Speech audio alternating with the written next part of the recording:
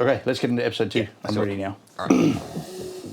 They're a great client. The problem is that the product that they've purchased, unfortunately, after 6 months, has decided to die. But, you know, I've driven it all the way out there and then handed it to them. They go, no worries, we'll look into it. And it's like... And that's sort of your thing. Okay, so that's where I'm left. And now I'm there servicing this Astral Chlorinator that's fucked. Make that final payment. They always say, oh, when the job's over. So, okay, well, when is the job over? That's right. It's is never... it 6 months down the track when your pool's working properly? That's right. Yeah. There might be 4 other things that happen in the actual project that cause there to be overruns or whatever. So, well, there's one thing for certain, and there's no shortage of pools out there in Sydney. The other half. When's the other half coming? Because probably in terms of materials and costs that it's going to actually cost to do that job, it's going to cost you more than the first half to do that. Yeah. Welcome to episode 2. Oh, are we starting? Yeah, let's start. Let's kick off the show. G'day everyone, how is everyone going? Two-pooltechs. Two-pooltechs, we're back, episode 2. Yeah. Form an orderly queue, please, ladies and gentlemen. All of our followers and watchers and listeners and all the different podcast channels and you know... all 2 channels. We hope that this is actually, you know, you're either coming to us for the first time and you're going to go back and watch the first episode, or you're a newbie. Or you're eagerly awaiting this second release of this second episode. We had some good feedback. Have had some great feedback. What's been happening? How have you been this week? I've had a good week. Thank you. I've punched out a lot of jobs. I had someone on board for early this week, but they pulled out, so my week kind of went a bit haywire. What do you mean on board? Do you mean? So I had a contractor to help me out. Right. But that didn't eventuate. Last minute, they pulled out for various reasons. Right. Which was only 2 days. I had them for 2 days. But so that saved me a bit of money, but increased my workload a lot. It's one of the problems with contractors, isn't it? I mean, they've got no reason to commit necessarily to and we've got you. No control over them, do we? So I've had a good week, just a lot going on. Like every day's been pretty big. Yeah, you've been pretty busy. I've been very busy this week. No vehicle troubles? No vehicle troubles, thankfully. Still have to pay my mechanic. Yep. A bit of money, but apart from that, no vehicle troubles. Excellent. It's running like a dream at the moment, actually. Yeah. What about you? How's your week? It's been a bit of a... I've had one of those weeks that's been a bit challenging, really. I started off... I've just been... You know, we had Monday off because it was Australia Day. Fuck, that's right, yeah. And then, it's just felt like it's been a bit of a disconnected week. I had my vehicle was in for service this morning, so that wiped out half of today. And it's just felt like then on Tuesday I had a couple of jobs, warranty jobs, and running around I had to do for that. Oh, yeah, that shit warranty day. Yeah, so that was... Tell us all about that, Thomas. Well, unfortunately, I had a client that, no fault of the client whatsoever. They've done all the right things and they're a great client. The problem is that the product that they've purchased, unfortunately, after 6 months, has decided to die, and it's the chlorinator. So that presents a few issues when you go to the client. Okay, well, we'll just take that back out of there and we'll take that off. Because it's plumbed in and shit, eh? Yeah, so I had to essentially go over to the client's house and, you know, what I find so interesting and quite, you know, okay, so company that manufactures the product, I won't say who it is, Astral. Yeah. Essentially, we had an Astral Chlorinator. It's kind of given up the ghost, and after 6 months. Yeah, after 6 maybe 7 months. It's brand new. Yeah. I installed it, sold it to him, so he's come back to me, and I said, "Yeah, okay, we've got to have a look at it." Anyway, he's been very patient because over the Christmas break is when it kind of first started having problems. And is it just not working? Yeah, it's complete. Like the screen's died. It's just dead. Yeah, fuck. Like, and nothing seems to be going on. The chlorinator isn't. There's no salt being made into chlorine. So bit of a problem there. So it's like, okay, cool. What do I do? So I ring up Astral, and they're like, "Yep, we're gonna have to check it out. So you'll have to bring it in." I said, "Okay, do I have to bring the entire thing in, or you know, how do we go about that?" "Yep, the entire thing. Go and get the whole thing." So then I go over to the customer's house, and what do you know? Have to then pull out this chlorinator, but then what? Do you leave the client with an open system? Yeah, because you don't know how long it's going to be to fix it, right? That's right. So the pool's going to be ruined. So potentially, yeah. I said to the client, "Look, I'm not going to leave you empty-handed here. What I'll do is I'll make a little plumbing connection where I'll connect up basically the plumbing, so that essentially it'll be that it'll keep flowing, and then you won't have water pissing out of it or whatever, or unable to filter your pool." So we did that. So that's a couple of hours, but who pays for that? Now, this is the interesting point to come out of all this, right? Yeah, is that the person who's suffered the most here is you. Yeah. I mean, yeah, so who wears the cost? I feel like, and I then drive the chlorinator back. Yeah, because you have to go and pick it up. Yeah, so I go to pick it up. Client's in Rose Bay, so it's about Plus the plumbing. it's a half an hour drive. I go do that. Then I've done the plumbing. I've fixed it all up so that he's got something working. I then drive back, and the next day I drive it all the way out to the wholesaler. To the wholesaler, who are out in Windsor. Great guys, great bunch of team. But I've driven it all the way out there. I then hand it to them. And they go, "No worries, we'll look into it." And it's like, and that's sort of okay. So that's where I'm left, and it just feels like I'm the one that's getting FUCK'd right now. Because financially, and because not only have you had to pay for the travel, but then you've lost income as well because you've spent the day doing all that. Yeah, I've fixed I've put I've made this little makeshift connection for the client, which on top of that, now I'm going to have to take that out again when I go and put the thing back. Yeah, that's true. And you're the one who's going to bear the brunt of the suppliers talking to you. Then you have to go to the customer, and the customer goes back to you're the in between guy. And what happens if the wholesaler turns around and says, "Oh, yeah, we're not going to cover that." Like, what do I do then? And no, yeah, it's shit. I suppose their objection or response to that would be something like, "Well, you are the one who makes the money off selling at retail." Well, this is the thing. So, I can tell you now, the margin that I put on originally when I sold it, it was not anywhere near enough to cover this whole kerfuffle now. Yeah, totally. So where does the cost come from? Should there be more support from manufacturers there? According to the Australian consumer law, the manufacturer should be covering the cost of not only the replacement of the product, but also reimbursing the costs of the time spent actually servicing the client. Because it does fuck you over, doesn't it? It's totally like it essentially burnt up the best part of half a day. A bit more so. Yeah. And on top of that, actually, it would be a day because I had to drive it back out. Yeah. It's just... Income lost, and the money you've had to spend. And the client is also waiting with no chlorinator still. And we don't have any knowledge about how long it's going to be until that's fixed. So it's been a bit of a shitty week, to be fair, with that kind of stuff. Well, that sucks. Want to get some experts in, some warranty experts. Yeah. Put the call out. So what I did hear, which was an interesting bit of information that the boys over at Sparcraft told me, is that apparently the Mac chlorinators, they, I believe it's the chlorinators and their pumps, they are offering a straight up replacement if something goes wrong warranty for like 4 years. I don't quote me exactly how long it is, but whatever their warranty period was, they're literally saying if there's a problem with it, they will just replace it and they'll send it straight to the client so that you don't even need to take it out, and that's what they're offering. They'll get a new one. They'll obviously that's backing your product, isn't it? They'll ask the customer to get on the phone call, a phone call with them. They'll troubleshoot it over the phone, and if they can't help, like if they can't figure out the problem or they can't fix it there on the spot, they'll send a new one to the customer. That's game changer wholesaling. That's game changer manufacturing. I tell you what, it motivates me to be selling Matty Max. Yeah, and apparently they're quite a good product from what I understand. I've seen them. I've seen nothing but success with them. I had a close look at them yesterday, and they're the only brand that does a complete variable speed pump from the get-go. They don't do any non-variable speed pumps. It's all variable speed. Right. So the pumps are a little bit more expensive. But they're by the by, pretty good. Yeah, but they look quality. Warranty as well. And guaranteed replacement warranty. That's awesome. For the person, for that. That's almost half of what you pay. It makes a massive difference when it comes to me pitching whatever the product is that I'm going to pitch. Man, I'm going to be pitching Max. I can assure you that. And it's funny, it's because a lot of industries have gone through game changers like that. Like, I mean, the motor industry. You got cap price servicing, manufacturers brought in cap.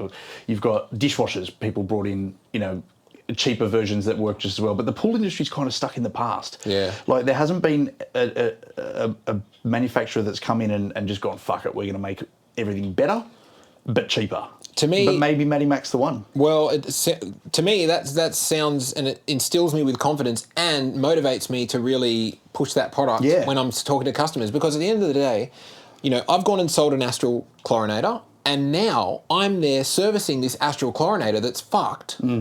And why am I having to do, I'm having to cover the cost? And if I then push back on the wholesaler, are they going to get the shits at me and then get pissed off or something because I'm... Well, it certainly just leaves a sour taste, doesn't it? It's just crap for everyone. For everyone, yeah. So, yeah, most of all, the customer. You know, it's a learning experience. And, yeah, like, second to none, let's forget about me. The customer's sitting there going, fuck, I just want a chlorinator that works in my pool. Exactly. I bought one 6 months ago for a decent amount of money. Yeah, it's top of the line, really. Top level chlorinator. They're spending $3,000 or so for it.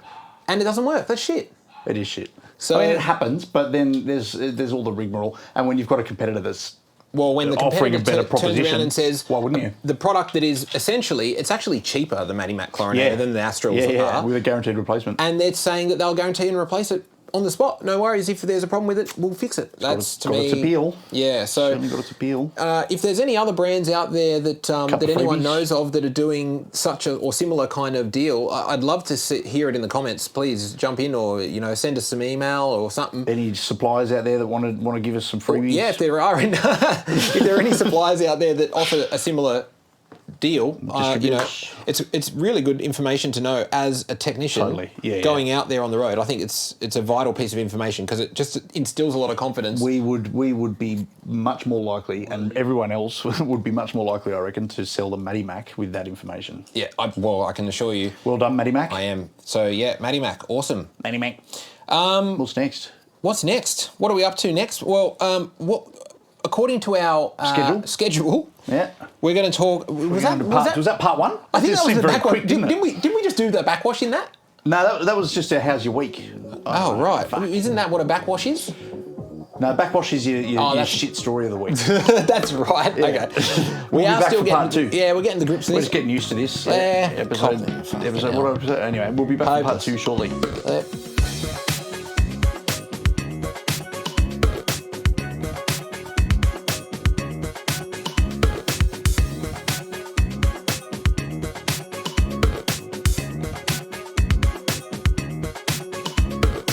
Welcome back. Time for a backwash. Yeah, the backwash. Backwash. Which is straight into the sewer. I think I said stormwater last week. Yeah, so that's the wrong place to be going well, there, James. It depends on where you are in the world, but in Sydney, it's definitely going to the sewer. According to the council, yeah. Need to be going straight to the sewage systems. Backwash. So tell us, Tom, what would you flush out this week? Well, I'm glad you asked, James. Because it has been a bit of a dirty week of mine. Yeah? It has been dirty. Yep. And this has been one of those backwashes that just seem to be endless brown shit coming out of the backwash. He's watching your fucking sight glass. Yeah, mate, backwards. Washing backwards. Yep. Anyway, look, on the whole, I've had a decent week. I've been pretty happy to consider that, I've had a lot of distractions and I've managed to come through all right. But, we'll talk about that a bit later. So, this week I am going to call backwashing on chlorinators and in particular the Astral Equilibrium chlorinators. Yeah, based on the previous story. Yeah, based on the previous story. Look, I don't like... Astral's always been a good go-to, but I've never had a problem with them in this way, but this chlorinator is dead. So, do you think it's fair to just after one product stuff up that it's fair to dump? Here's what my issue is, right? Yep. My concern is, and look, any product can have an issue. Like there could be any, you could have a Ferrari and there be a problem with it if you, for whatever reason. Like totally. But at the end of the day, it is when it comes to a client that's bought this product, spent $3,000 plus, 6 months ago, and they turn around and they go, it's not working. Okay, the motivation should be to get that customer sorted out ASAP, right? 100%. So when I call up, the wholesale and then it's back to the... They haven't quite got the same urgency. The manufacturer, it just feels janky, that whole process. So I'm more calling a backwash on the process of warranty, warranty claims for in the whole industry when they are a shit process that causes the customer to have to wait. And when you're talking about a chlorinator, you're talking about then how do you take that out without stopping the whole pool from running, like the whole pool system from running, unless you're going to, come up with a solution to, It's complicated, isn't it? It is. Yeah. But this is where I'm like, okay, call backwash on it. And, this is once again, I'll come back to what Matimac are doing. That's a fantastic thing brilliant. where, Just keep it simple. But if you've got a pool technician going out and they're actually seeing the pool, why doesn't the manufacturer take a bit of trust and say, right, the pool technician is probably going to be right when he looks at it and goes, can there be some sort of accreditation, maybe with the distributors or wholesalers or something? Possibly, yeah. I don't know, but it would just be nice if that could happen, because I feel like, got to get better. It's still not finished yet. I'm going to have to go and fix this up now when whatever happens with his warranty. So, this is not over. So prepare for another bollocking next week. Astral. Buckle up, buckaroos. Yeah. So I don't know whether that's a good backwash or not, but it's... No, I think it's a good call out, that's for sure. Because you're right, like it is a bit janky. I'm just thinking back to my experience at like my previous job at like store DJ, when we also sold lots of different brands, how we would go about warranty, and it was more that it was uniform as how you would apply for a warranty thing, but the actual application to the wholesaler was still done in-house. Like we couldn't bypass that process. Yeah. So it is a tricky one. There was just a form that we filled out, and then they went to head office, and head office would send it off. At the same time, though, at store DJ, you don't have technicians out on the road. That's true, and they did take our word for it. Like they would take our assessment for what it was worth. Yeah. So there's value in that for sure. And I wonder whether that is the case in this, in the pool industry as well. But maybe it's that second inspection that the supplier's doing that we don't need to. Yeah. Problem is that, hey, if the issue is at a chlorinator, for example, where you have to essentially go and take the whole thing out of the customer's out of the customer's possession. It's complex, isn't it? It makes issues. It causes issues. Slows everything down, doesn't it? Very much so. And you don't want to do that unless you really have to. You don't want to have to take anything out. Like, this is a problem. Backwash. Yeah. Yeah. So anyway, that's my backwash. What about your backwash? My backwash is about contractors. Don't call in sick. If you're going to commit to something, just fucking do it. Maybe they're sick of you. Possibly. Like, if you're going to commit to something, just follow through, you bastards. I mean, I understand. I've been a contractor before. Sometimes you just don't feel it, but, turn up. Sydney pool cleaners. Maybe it's just because, maybe it's just because they don't own the business like we do, and they don't have that same responsibility or whatever it is, but... If you're going to say yes to a job, just turn up. It's funny, isn't it? It's very hard to get someone to... Oh, mate, it's so hard to get good staff. Yeah, to work... Oh, especially... Well, they're not really staff. It's so hard to get someone to help you because you can't really call a contractor a staff member, can you? Like, would you really... No, you can't. But it's hard to find good people. Yeah, yeah. But once you do it, you got to hang on to them. And sometimes even the good people let you down. But... Yeah, this week it just, it fucks up your day. It actually fucked up my week a little bit. Like, because I had to reschedule everything, and I ended up having a massive day yesterday. Well, actually, at the time of this podcast going out, which is Monday, it'll be 4 days ago, at the time of recording yesterday. And I'm so tired as a result because I had to punch out 6 recurring jobs because I had to stack up that day because the contractor didn't turn up earlier in the week. Yeah. When I was doing cover installation. Yeah. Daisy pool covers, nice covers. Yeah, lovely covers. Pretty good covers. Their instructions are a bit average. Right. You know when you're putting those roller bench things together? Yeah. And it goes Hang on, we went from contractors now on to Daisy pool covers. This is my backwash. Just backwash part. Backwash part 2. Part 1.A. It's like when it's gone it's nearly gone clear, but then it's gone brown again all of a sudden. Just a quick point. Yeah. Daisy pool cover. Remember we were installing that pool cover at that? Yeah, the big one. And it tells you to put all the framework on. Yeah. And then part 2 is you got to put the roller in without the framework there. Right, yes. Fuck, that's annoying. Yeah. Fix your goddamn instructions, Daisy. Great product. Love your work. Yeah. Lovely people. Fix your instructions. They know how to make a pool cover, don't they? Certainly covers the pool up. You'd hope so, given that that's all they do. Pretty much all they do. Just goes with the name, doesn't it? Get clues in the title. Daisy pool covers. Yep. Yeah, they can make more than one. Is that the end of the backwash? We'll be right back. Wash. Thanks for joining us. Sasquatch. Two Pool Techs.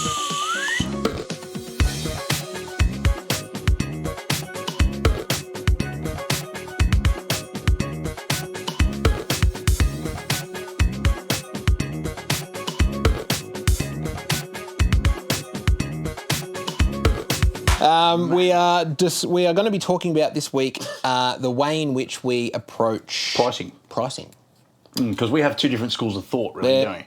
Yeah. Basically, I rip myself off and you don't. See, James likes to try and go to people's places and clean pools essentially by You're almost or paying them. even paying the client.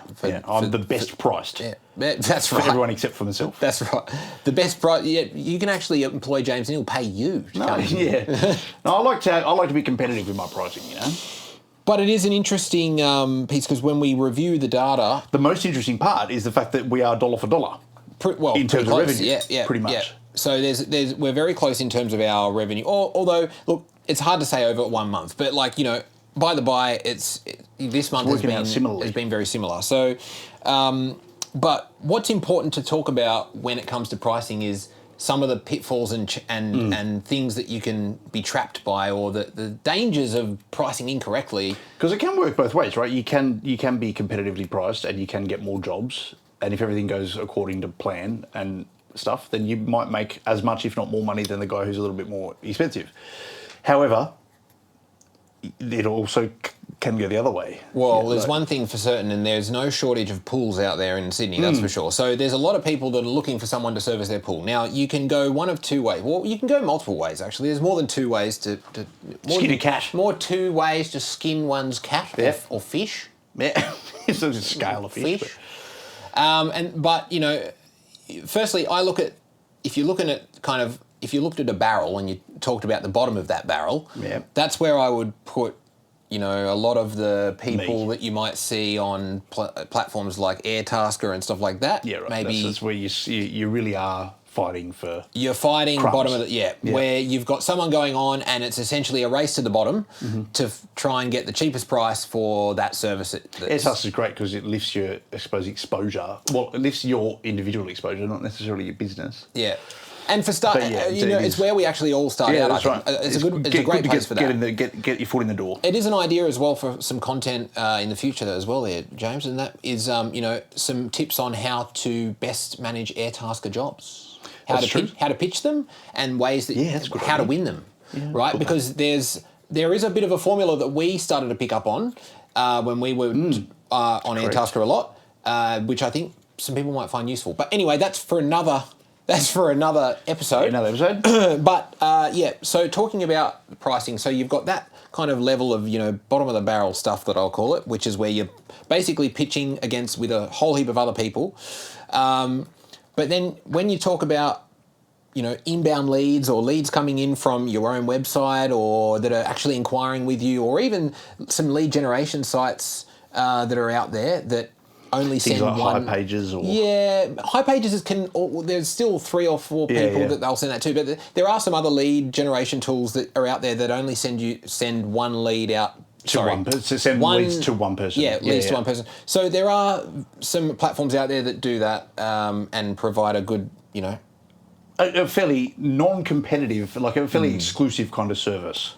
So and they give you a good opportunity. When you talk about those platforms, well, you should be really then thinking a bit more about your pricing and whether or not, you know, is it worth? Well, I think you said something to me the other day. Is it a valuable? I can't remember how you worded it, but you said did that job feel like it was good value for everyone? Yeah, so there's some sections of value here that you got to think about. The first bit of value is, did the customer get value? So what is value to the customer? Well, the customer is looking to solve a problem, or is there a problem with the pool, or are they looking for consistent service, or whatever it is? But are they getting what they pay for? There's an inherent value in what they're asking for. So value isn't price, right? No. Value is, do you feel like you paid for something quality? That's right. And value is actually different for every single person. That's exactly right, yeah. So so someone, for example, that might be living, you know, in a highly affluent area in Sydney is more than likely and is probably going to actually expect to pay a higher rate for a particular service than someone that may live in a very low socioeconomic area. And I say that with the greatest amount of respect for everyone that may that you may deal with. But even if it's not an expectation, like I think that it may be the ability to pay. Like if let's say they're getting the same service for $250 in 2 different locations, somebody will fight that more if they've only got $280 in their pocket. You know, like.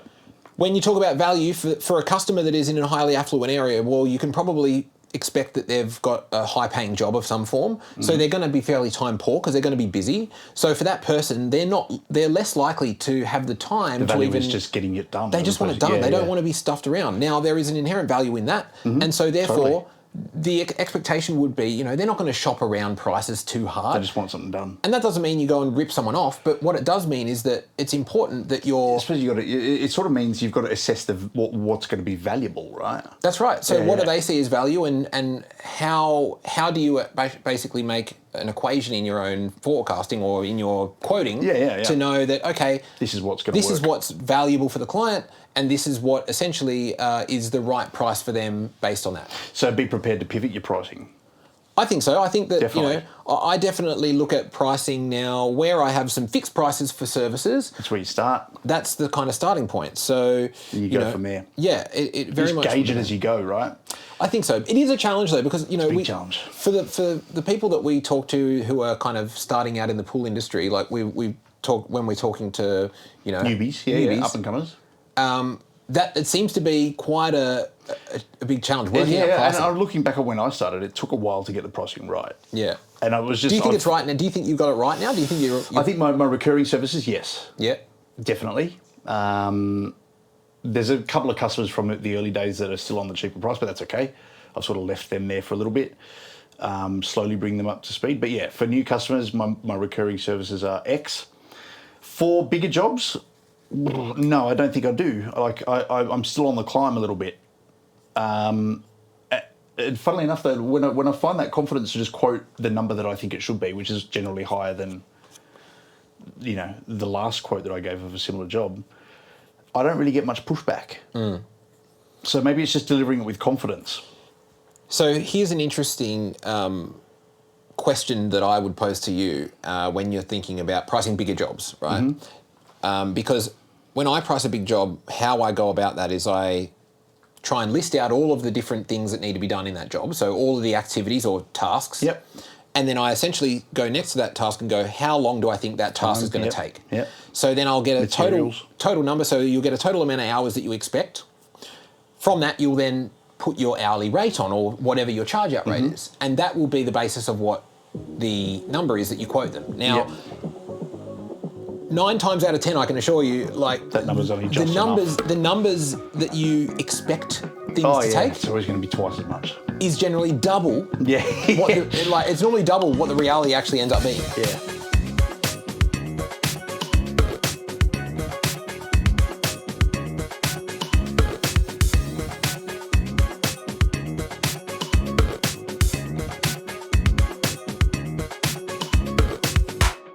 Do you feel any pressure, if you go to a customer's place to do a quote, do you feel any pressure to give them a price then and there on the spot? Or how do you deal with that? Do you say, I'll get back to you later today, or? No, yeah, I certainly, if I'm doing a quote for a bigger job, I never will leave that job by telling the customer exactly what the number is what they think, what the quote's going to be. So maybe I'm just putting pressure on myself. I don't think if you're quoting a job, you've got every right to take that back and have a think. But here's the other really interesting shift that I made maybe about 6 months, or maybe 4 months ago, with the way I price bigger jobs, and that is I don't actually quote. Yeah, you were saying this to me recently. It's more what of a you price do is estimate. you estimate. Yeah. You provide the client with an estimate, and the reason that is very the language used is very specific, is because and important. A quote is a fixed number. An estimate is an estimate. A range. It's what an estimate is. It's a rough guide. That's right. Yeah. It could change. It could shift. And I am very upfront with the client and make sure that I tell them, hey, look, this is what the number is estimated to be. This is how long, or this is what the price is estimated to be.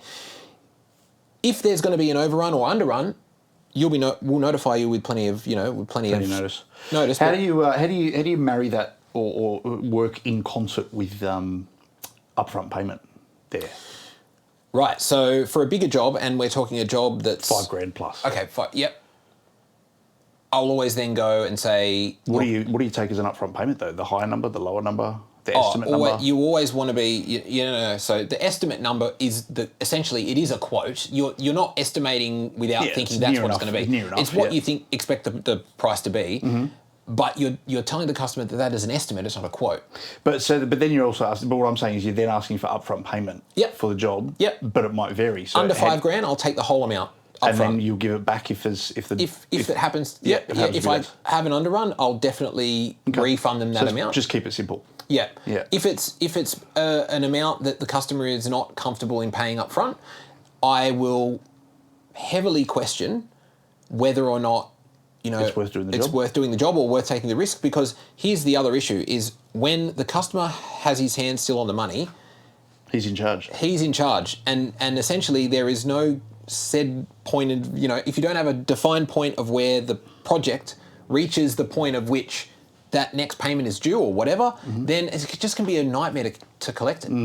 And you need to just be in control, because they're not thinking of all the other jobs you got to do and stuff as well, right? Like, so if they're in control, the expectations are just going to be demanding and a bit too, not having to go at customers, but. Well, the thing is if you're going to split up, say you've got a project that's $3,000 and the customer goes, I'll pay you half now. Well, okay, so when are you going to pay me the other half? When's the other half coming? Because probably in terms of materials and costs that it's going to actually cost to do that job, it's going to cost you more than the first half to do that. Yeah. So it's like, okay, well, I'm actually not making any money yet. Yeah. And if the client then can dictate to you when exactly they're going to make that final payment. They always say, when the job's over. It's like, okay, well, when is the job over? That's right. Is it 6 months down the track when your pool's working properly? Or that's right. Yeah. There might be 4 other things that happen in the actual project that cause there to be overruns or whatever. So I suppose if you have to fall back on that, all right, I'll take half of the payment, then make it very clear when the next half is due, right? I would never just, if it was a $3,000 project, I would never just take 50%. Yeah. I would demand at least 60 or 70%. And to be fair, if it was a $3,000 job and they're not willing to pay up front, forget it. It's just not worth it because it's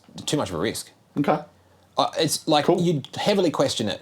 I know it's very easy to go, I don't disagree. It's the money, but I don't disagree with you, because it's going to be a shit fight, and you're going to get drip fed. That's right. And you probably make more money doing something else. Yeah, that's right. As soon as you have to chase someone up for money in this game, just fuck around. You're wasting time, and you could be out doing other jobs. That's solid advice, Thomas. I like the confidence. No, it's true. I do. Yeah. No, I think it's important. And it's if you carry around that sort of confidence, you don't get much pushback as well. I've found if you just tell the customer without, like, if you hesitate when they ask you, straight away they're going to say, we'll just pay you a little bit now. Yeah. No, it's full upfront payment, otherwise forget it. Bloody wood duck. And if you don't give them the other option, they won't even question it. That's right. Yeah, you don't get much pushback. Yeah, that's what I found. Be confident, kids. Totally. Be confident. So my laptop's running out of battery. Pricing. Oh, that's good news. It's important. Do you need a charger? Oh yeah, have you got one? Is that one there? I think I'm out of plugs. That's what you need, isn't it? Yeah, probably, but I'm out of plugs. Remember I said before my USB's not working? Cop that. Fucking idiot. I think that wasn't listening. Work. Yeah. Anyway, pricing. Yeah, so that's the two schools of thought, right? Either be competitive, beat all your competitors and hope that everything goes well, or, it started charging, or, be So hang on a minute, everyone. We've had a revelation. James plugged his computer into the wall socket and it started charging. Which I was not expecting. Exactly. Little steps. Yep. So as we said, insights. Be the Toyota or be the Mercedes. It's true. Now that's for bigger projects. Now I'd like to also touch on smaller projects. Just your daily stuff. Yeah, the average what a client's spending, because there's a couple of ways that you can approach pricing when it comes to regular servicing or one-off servicing jobs. So firstly, one-off services versus regular services. How much would you say someone coming in as a one-time client that's going, I need a service on my pool. Firstly, how much time do you think that would take? And what is that compared to a regular service that you're seeing regularly? And what is the price difference that you would? So I have a price, and in Xero it's called first or non-recurring service. Right. So if someone I see regularly but not recurring, like if it's someone who calls me once every 3 or 4 months, they're priced the same as somebody who's coming in for a one-off service, right, or a first service, and that's $175 plus chemicals. And how long do you? It's about an hour and 45 is what I allow. Yeah. And so then if you then turn around and said, okay, so on your regular service clients, so when you're going and seeing them, say, every 2 weeks or every month, how long are you spending each time you go and service? So first is an hour and 45, and then it will work backwards to there, so eventually about 45 minutes per service. And do you think you've got the pricing right between the two? I need to put my first service price up.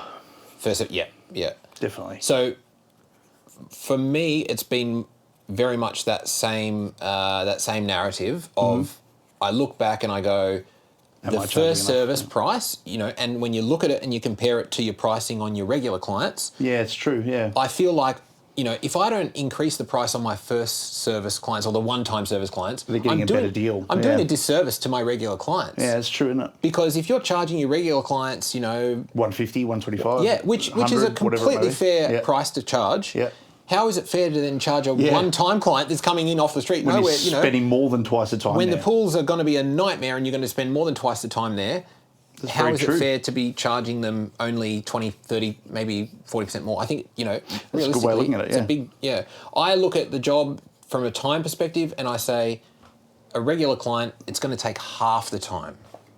Yeah. For the amount of time I'm going to need to spend at that pool for the visit. So should it therefore be twice as much? Well, maybe not twice, but it should be. You could argue that significantly more, isn't it? You could definitely argue that. So, for me, I've been looking and now starting to think about every new client.